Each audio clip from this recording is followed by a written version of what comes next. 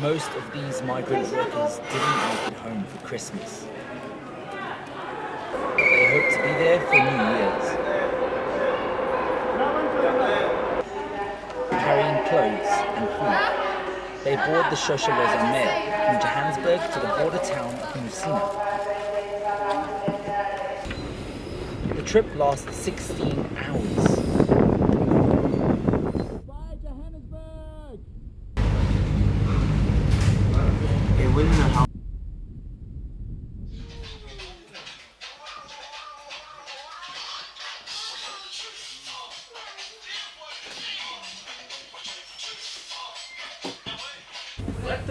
6 policemen patrol each train. They say it's the safest mode of transport. First thing, the train is much safer than a taxi or a bus. You see? And in the train, you are going to relax more than the bus or the taxi.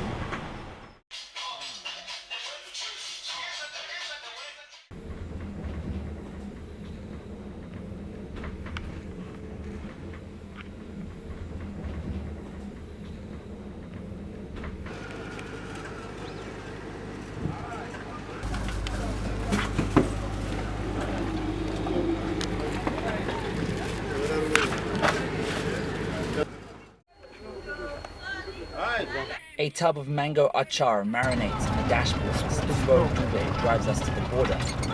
He says most of his passengers are Zimbabweans who come across the border to shop.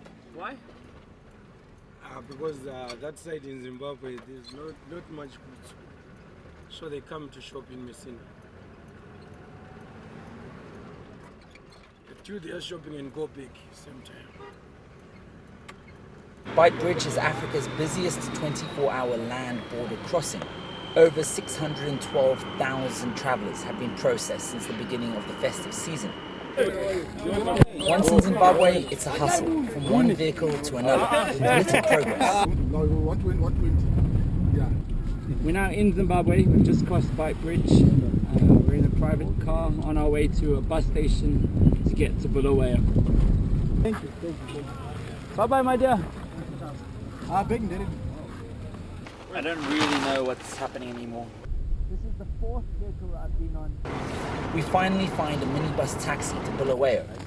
But first, a potato stop. Our driver, Vusimuzi Ngwenya, says he makes more money transporting potatoes rather than people. It seems we're going to be sharing this combi with a lot of potatoes. Blinded by rain and dodging cows and potholes, Ngwenya uses his memory to navigate the highway, yet he forgets to fill up. So we're now pulled over on the side of the highway. We've run out of fuel.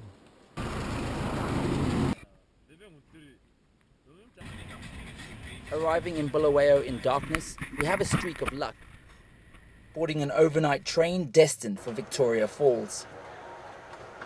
Oh, in a puddle! Oh!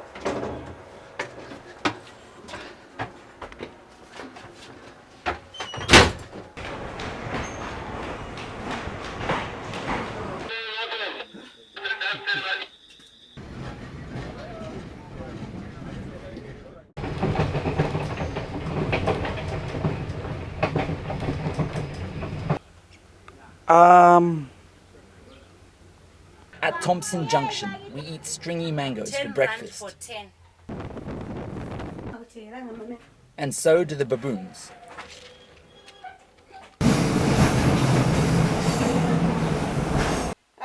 It's a long train journey because it's not going the way I was thinking it's going to go to be. 24 hours now on the same journey. It's really boring us. You see them? Elephants, there. Can you see? There. After almost 45 hours, we've arrived at Victoria Falls. There's just one more leg of our trip, the steam train. Over 800 partygoers are heading deep into the African bush.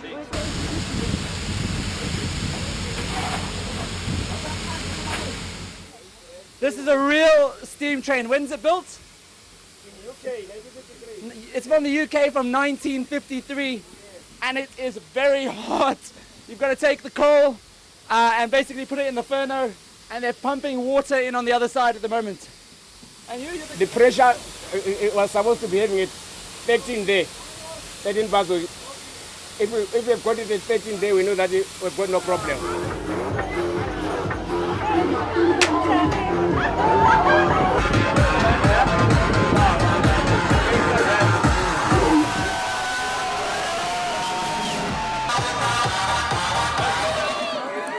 The train runs low on steam and grinds to a halt halfway through the trip. Police urge passengers back into the carriages. They say there are wild animals nearby.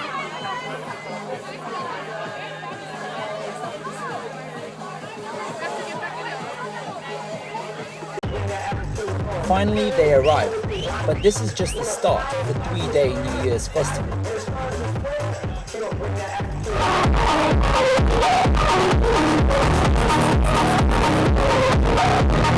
Here at the Jafuta National Park in Zimbabwe, lions and elephants have been spotted not far from here. But that's not stopping these party animals from having a good time. Yusuf Omar, Victoria Falls in Zimbabwe. Absalom Nkosi and Dorothy Mukhale arrive at a bustling backpackers. They travelled from Johannesburg by road. Hitchhiking, back of a van. The couple joined thousands of South Africans who descended on the town of Victoria Falls in Zimbabwe to celebrate the new year. The doctor and lawyer find a patch of shelter from the rain. You don't want to do it in the rain. It's nice when it's nice and sunny and relaxed. The rain, it's a bit of a problem. And also mosquitoes and everything. They are not the only ones getting a little wet.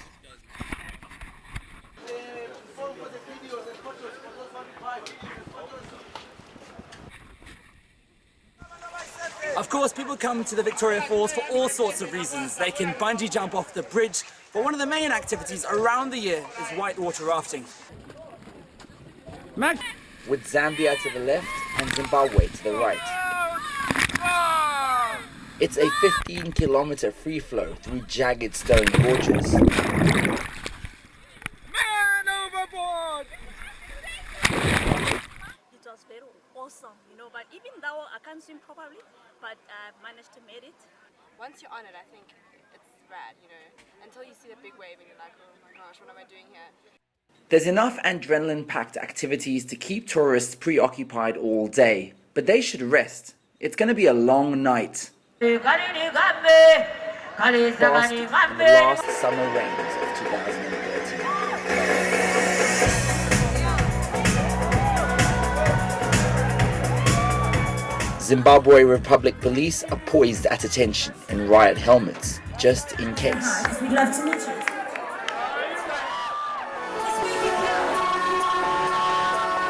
So we're going to choose somebody and then another person.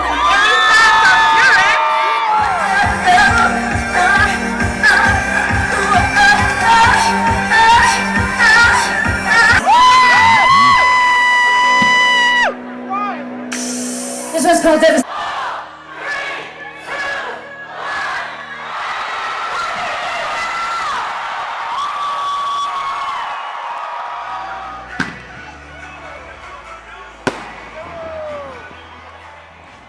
On New Year's Day, the young lovers head back out onto the road and into the rain. Right now we're going to Zambia, Livingstone, and then from there probably Malawi and probably try get to Tanzania, then we'll go back down to South Africa through Mozambique. It's only the beginning. We still got lots more to do. Yusuf Omar, Victoria Falls in Zimbabwe.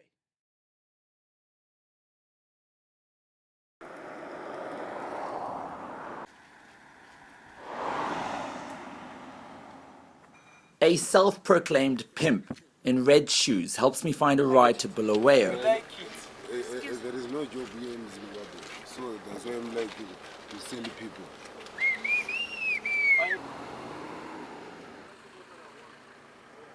Chris Hard says he nearly beat his wife to death. Now he's sitting next to me with bruised knuckles on a public minibus taxi as a policeman transfers him from Victoria Falls police station to a holding cell 100 kilometers away in Hwange. Hard uses my phone to call his other wife. He won't be home for dinner. Scared of what? This is more like tea. It's more like drinking beer to me. And why are they taking you in the taxi? Why not in the car? I was supposed to be taken Monday. At each stop, you can buy anything from cell phone airtime and cold drinks to mangoes and mealies. Or use the trees as lavatories. Stopping every 2 minutes. I've actually never been more uncomfortable. Show them. The bus, built for 15, soon carries well over 20 passengers. The prisoner departs. He is quickly replaced by a baby with a fierce temperature.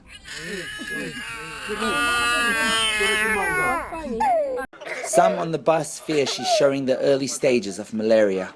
The minibus taxi really is perfect. You don't value personal space. You don't mind being coughed on. And you have short knees. Because it's pretty full in here.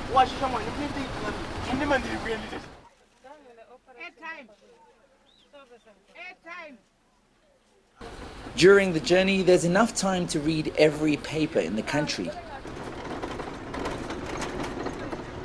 It's 431 kilometers between Malaria and Vic Falls. But that's taken us going on 8 hours. Because in every town there is another police station and police blockade. There are about 15 police checkpoints.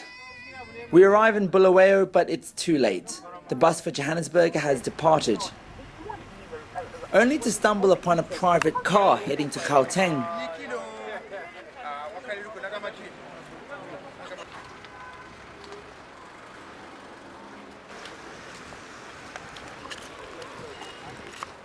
Another police stop, and this time our driver is fined $20 for not having a fire extinguisher in the car.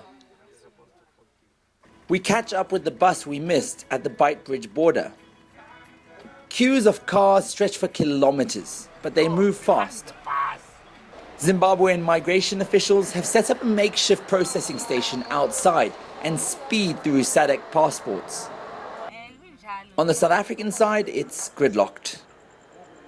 Travelers must patiently wait their turn, and after a hot and sweaty 4 hours, open roads.